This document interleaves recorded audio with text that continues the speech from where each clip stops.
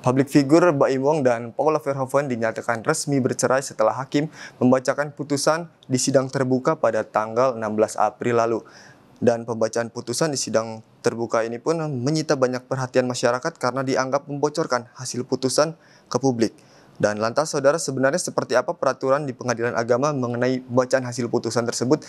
Dan saat ini sudah bersama kami Ketua Pengadilan Agama Jakarta Timur, Bapak Suryadi. Dan Assalamualaikum, selamat pagi Bapak. Waalaikumsalam, selamat pagi Kompas TV. Baik, Pak, sebenarnya seperti apa sih peraturan pembacaan hasil putusan yang ada di Pengadilan Agama ini, Pak? Baik, terkait dengan pembacaan putusan di pengadilan, itu sudah diatur dalam Undang-Undang Nomor 48 Tahun 2009 tentang kekuasaan kehakiman pada pasal 13 ayat 2. Dan juga diatur dalam Undang-Undang Nomor 7 Tahun 1989 tentang peradilan agama pada pasal 60. Pasal itu menjelaskan bahwa penetapan atau putusan pengadilan sah dan berkekuatan hukum apabila dibacakan dalam sidang terbuka untuk umum. Baik Pak, kemudian apa konsekuensi jika majelis hakim tidak membacakan putusan secara terbuka sebagaimana diwajibkan oleh hukum, Pak? Oke.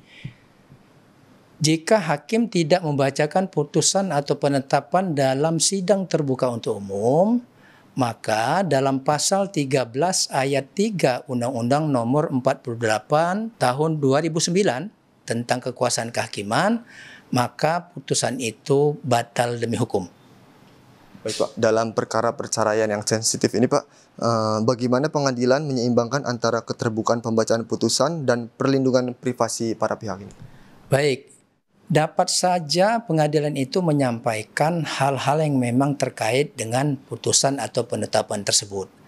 Hanya saja dalam perkara perceraian karena menyangkut privasi seseorang, maka tidak semua hal-hal yang memang ada dalam putusan itu disampaikan kepada publik. Ini adalah dalam rangka menjaga kerahasiaan atau privasi seseorang tersebut. Baik Pak, terima kasih atas waktu dan informasi untuk kami Kompas TV. Terima kasih Pak. Dan saudara, keterbukaan dalam pembacaan putusan bukan hanya sekedar formalitas hukum saja, namun juga menjadi cerminan prinsip keadilan yang bisa diakses oleh semua pihak. Dan di tengah perkara yang kerap menyentuh ranah pribadi, Pengadilan Agama tetap dituntut menjaga keseimbangan antara hak publik untuk mengetahui dan hak individu untuk dilindungi. Demikian tim liputan Kompas TV Jakarta.